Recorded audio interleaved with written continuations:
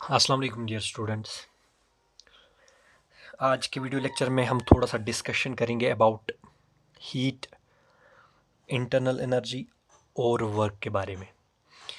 कल के लेक्चर में हमने देखा कि अगर आपके पास दो सिस्टम्स हैं से या दो बॉडीज़ है आपके पास, this is body A and it is brought in contact with body B and if these two are at different temperatures, यानी कि इसका टेम्परेचर है टी ए, इसका टेम्परेचर है T B and they are in direct contact with each other, तो energy का, heat energy का transfer होगा due to difference in temperature, तब तक होता रहेगा till the bodies acquire the same temperature and the situation is called as thermal equilibrium.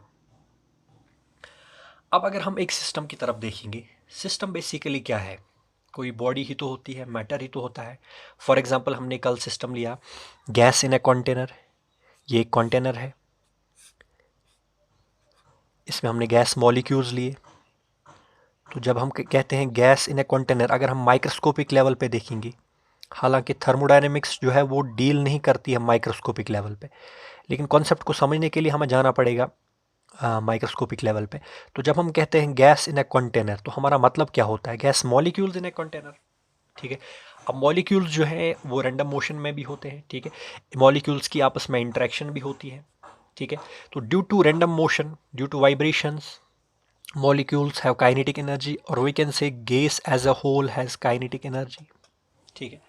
और interactions भी होती है मॉलिक्यूल्स के बीच, ठीक है। तो due to these interactions there is potential energy of each molecule या पोटेंशियल एनर्जी ऑफ गैस। तो the sum of this kinetic energy and potential energy of the constituents of a system is equal to internal energy, is equal to internal energy. तो इसका मतलब ये है कि हम ये कह सकते हैं कि इंटरनल एनर्जी जो है, internal energy is sum of molecular kinetic energies and potential energies of a system, ठीक है। तो इंटरनल एनर्जी को समझने के लिए हमें थोड़ा सा मॉलिक्यूलर लेवल पे जाना पड़ा। Sum of kinetic energies and potential energies of molecules will give us the internal energy of the system. Internal energy को हम डिनोट करते हैं यू से, it is denoted by U, ऐसा यूनिट आपको पता ही है। और ये जो इंटरनल एनर्जी है, it is a state function, यानी कि it depends upon the state of the system. अभी सिस्टम का स्टेट क्या है उस पर डिपेंड करती है इंटरनल एनर्जी, और स्टेट कैसे अचीव किया गया है उस पर डिपेंड नहीं करता है। तो internal energy is a state function. State function वो फंक्शन होती है which depends upon the state of a system, not on the fact that how this state is achieved। और वो functions, वो variables जो इस कंडीशन पे डिपेंड करते हैं कि स्टेट कैसे अचीव किया गया है, या वो वेरिएबल कैसे अचीव किया गया, किस पाथ के थ्रू अचीव किया गया है, that those functions are not state functions, those are called as path functions. तो path dependent functions are known as path functions, path independent functions यानी कि state dependent functions are known as state functions. तो internal energy is also a state function. अब सवाल है, अगर हमने यही सिस्टम लिया, ये जो हमने ऊपर सिस्टम लिया, ये सिस्टम है गैस इन अ कंटेनर, इसके पास इंटरनल एनर्जी यू है। अब क्वेश्चन अराइज ये होता है कि इस इंटरनल एनर्जी को हम कैसे बदल सकते हैं, कैसे चेंज कर सकते हैं, because in dealing the thermodynamic problems, it is the change in the variable which is important, not the variable itself, ठीक है। तो इसके पास कुछ इंटरनल एनर्जी होगी। अब सवाल है कि हम उसको चेंज कैसे कर सकते हैं। एक तरीका ये है कि हम इसको दूसरी बॉडी के साथ टच में रख सकते हैं due to difference in temperature. अगर वो बॉडी हायर टेम्परेचर पे है, उससे हीट का फ्लो इधर की तरफ आएगा। जब हीट अंदर की तरफ आएगी सिस्टम के अंदर, ठीक है, तो इसकी इंटरनल एनर्जी बढ़ जाएगी, ठीक है। इसका रिवर्स भी सही है कि अगर हम इसको ऐसे बॉडी के साथ टच में रखेंगे, ऐसे सिस्टम के साथ टच में रखेंगे जिसका टेम्परेचर कम होगा इससे, तो इससे because of high temperature heat बाहर की तरफ निकलेगी और इसकी इंटरनल एनर्जी कम होगी। यानी कि जब हीट एंटर करती है सिस्टम को, इंटरनल एनर्जी बढ़ जाती है। हीट जब लीव करती है सिस्टम को, तो इंटरनल एनर्जी कम होती है। तो हीट बेसिकली है क्या? हीट एनर्जी तो है due to flow of energy due to temperature difference, but it is energy in transit. Energy in transit यानी कि जो फ्लो हो सकती है according to the difference of temperature. तो एक तरीका है इंटरनल एनर्जी चेंज करने का कि हम उसको हीट या तो दे सकते हैं सिस्टम को या उससे ले सकते हैं। हीट सिस्टम को देंगे, इंटरनल एनर्जी बढ़ जाएगी। हीट सिस्टम से लेंगे तो इंटरनल एनर्जी कम हो जाएगी। दूसरा तरीका ये है, लेट्स सपोज कि ये जो गैस है, जो गैस मॉलिक्यूल्स अंदर है, यहाँ पे पिस्टन इसके साथ अटैच है, फ्रिक्शनलेस पिस्टन। तो अगर हम इस पिस्टन को पुश करेंगे inwards due to some force, तो ये पिस्टन वर्क करेगा ऑन द सिस्टम। ठीक है, तो जब ये वर्क करेगा on the system means internal energy of the system will increase. Reverse में देखिए, अगर ये gas because of its high pressure push करेगा पिस्टन को आउटवर्ड्स, तो इसका मतलब गैस काम कर रहा है सराउंडिंग पे, सिस्टम काम कर रहा है सराउंडिंग पे, तो इसकी इंटरनल एनर्जी कम हो जाएगी। तो दूसरा तरीका है इंटरनल एनर्जी को चेंज करने का, work done on the by doing work on the system. By doing work on the system internal energy is increased. By if work is done by the system, then its internal energy decreases. in nutshell हम ये कह सकते हैं कि जो internal energy है उसको change करने के लिए हमारे पास जो हीट एंड वर्क हैं, those are agents, those are energies, but you can not call them as state functions. They are just the agents to cause change in internal energy. What actually characterizes the system is internal energy, not heat and work. Suppose हमारे पास एक system है, से वो system surrounding से absorb कर रहा है कितना हीट, डेल्टा क्यू। ठीक है, delta Q is the heat supplied to the system by the surroundings। ठीक है, सराउंडिंग से सिस्टम की तरफ हीट सप्लाई हो रही है डेल्टा क्यू, और सिस्टम पे काम हो रहा है delta W, work done by the system. Delta W is the work done by the system on the surroundings. Delta Q heat किसने लिया, सिस्टम में, कहाँ से, सराउंडिंग से।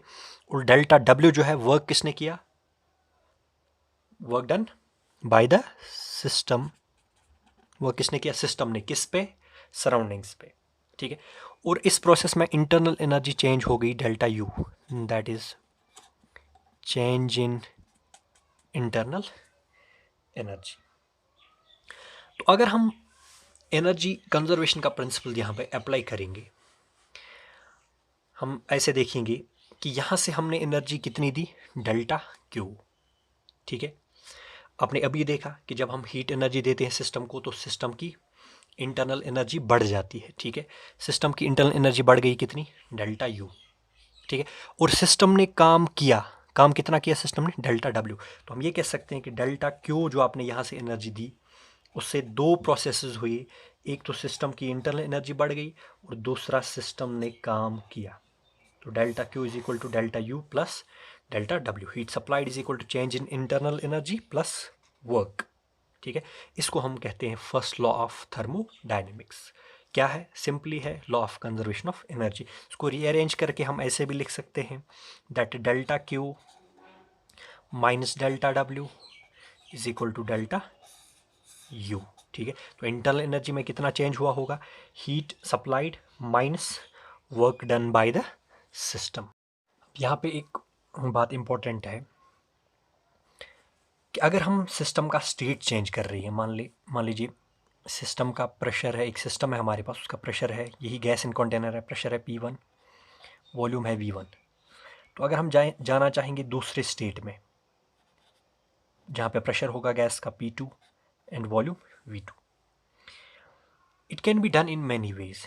जैसे हम क्या कर सकते हैं, पहले प्रेशर को कांस्टेंट रखा, वॉल्यूम को चेंज किया फ्रॉम V1 टू V2, उसके बाद प्रेशर को चेंज किया P1 टू P2, या वॉल्यूम को कांस्टेंट रखा, प्रेशर को चेंज किया फ्रॉम P1 टू P2, उसके बाद वॉल्यूम को चेंज किया फ्रॉम V1 टू V2। अब जो आप ये लेफ्ट साइड देख सकते हो, आपको पता है डेल्टा यू जो है it is a state function. आप कैसे भी सिस्टम में चेंज कर लो, चेंज इन इंटरनल एनर्जी उतना ही होगा, because change in internal energy depends upon the initial and final state of the system, not on the path followed. आप change कैसे ला रहे हो उस पर डिपेंड नहीं करता है डेल्टा यू, उस पर डिपेंड नहीं करता है डेल्टा यू। हाँ, चेंज कितनी है, यानी कि पहले स्टेट क्या था बाद में स्टेट क्या है, उस बात पे डिपेंड करता है इंटरनल एनर्जी। जबकि जो LHS है इक्वेशन का, delta Q minus delta W, it is path dependent, it is not state function. जबकि चेंज इन इंटरनल एनर्जी है जो है it is a state function. अब अगर आप एक सिस्टम ले रहे हो, उसमें आप डिफरेंट चेंजेस कर रहे हो सच दैट वो ओरिजिनल स्टेट में वापस आ जाता है, ठीक है। तो जब वो ओरिजिनल स्टेट में वापस आ गया तो डेल्टा यू उस सिचुएशन में क्या होगा, ज़ीरो, क्योंकि सिस्टम अपने ओरिजिनल स्टेट में वापस आ गया, ठीक है। तो change in internal energies zero. तो उस सिचुएशन में जो डेल्टा क्यू है ये इधर ज़ीरो होगा, तो ये इधर जाएगा, डेल्टा क्यू डेल्टा डब्ल्यू के बराबर होगा। इसका मतलब जो आपने हीट सप्लाई की होगी उस टाइम पे, हीट सप्लाई की होगी वो एग्जैक्टली बराबर होगी वर्क की, यानी कि जो भी आपने हीट सप्लाई की वो पूरा कन्वर्ट हुआ किस में, वर्क में, to work done by the system on the surroundings. इसकी एक एग्जांपल क्या है, isothermal expansion of an ideal gas, ठीक है। तो वो चीज़ें हम आगे डिस्कस करेंगे। नाउ इसको अगर हम थोड़ा सा चेंज करेंगे, अगर हम वर्क डन की थोड़ा सा एक फॉर्मूला देखेंगे, जो प्रेशर होगा या फोर्स होगा, आपको पता है प्रेशर बराबर है force per unit in area, ठीक है। और वर्क जो होता है delta W that is F(x). मान लीजिए जब ये पिस्टन प्रेस हो गया तो ये यहाँ पे आ गया, अब ये पिस्टन कितना अंदर गया, से x, ठीक है। और पिस्टन का जो एरिया ऑफ क्रॉस सेक्शन है दैट इज A, ठीक है। तो हम डेल्टा डब्ल्यू को लिख सकते हैं एज, फोर्स की जगह मैं क्या लिख सकता हूँ, प्रेशर इंटू एरिया, हो गया PA into x। Now area of cross section of this piston is A, ठीक है।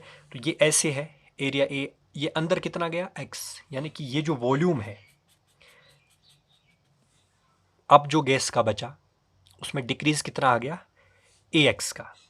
तो हम कह सकते हैं कि P इंटू AX जो है ये चेंज हुआ वॉल्यूम किस में, सिस्टम में, तो इट इज़ डेल्टा V। तो we can say that the work done on the system, work done by the, या ऑन द सिस्टम अगर देखेंगे या बाय द सिस्टम देखेंगे तो it is P del V। लेकिन यहाँ पे अगर मैं इस लॉ पे इसका वैल्यू रखूँ तो डेल्टा Q किसके बराबर होगा, delta U plus P del V। अगर वर्क सिस्टम पे किया जा रहा है, ठीक है, यानी कि अब अगर सराउंडिंग काम कर रहा है सिस्टम पे तो सिस्टम का वॉल्यूम कम होगा, इसी तरह से अगर सिस्टम काम करेगा सराउंडिंग पे तो सिस्टम का वॉल्यूम बढ़ जाएगा, ठीक है। तो ये जो इक्वेशन है delta Q is equal to delta U plus P delta V, this is for work done on the system. अगर work done by the system वाला केस होगा then delta Q is equal to delta U minus P delta V, this is work done by the system, ठीक है। तो ये दो different forms हैं first law of thermodynamics के। Thank you.